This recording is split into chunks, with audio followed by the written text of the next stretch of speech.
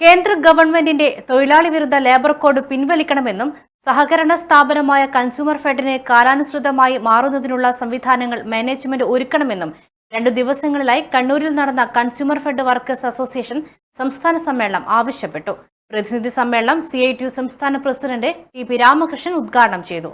ഒരു അഴിമതിക്കും കൂട്ടുനിൽക്കുന്ന നിലപാട് ഒരു തൊഴിലാളിയും സ്വീകരിക്കാൻ പാടില്ലാത്തതാണ്. ജോലി ചെയ്യുന്ന ആരും അഴിമതിക്ക് അനുകൂലമായ നിലപാടുകൾ സ്വീകരിക്കാൻ പാടില്ല. അപ്പം അഴിമതിക്കെതിരായ കർശനമായ സമീപനം എടുത്തുകൊണ്ട് മാത്രമേ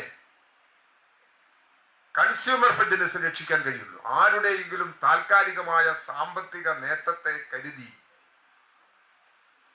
അഴിമതിയിലേക്ക് പോയാൽ ഈ സ്ഥാപനം തകരും എന്ന് കൺസ്യൂമർ ഫെഡിലെ പഴയകാല അനുഭവങ്ങൾ തെളിയിച്ചിട്ടുണ്ട്.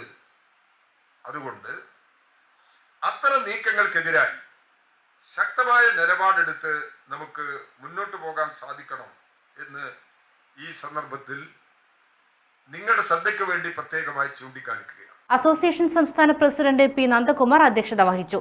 സംഘാടക സമിതി ചെയർമാൻ M സുരേന്ദ്രൻ, സംഘാടക സമിതി general convener A Sudheer Babu തുടങ്ങിയവർ സംസാരിച്ചു.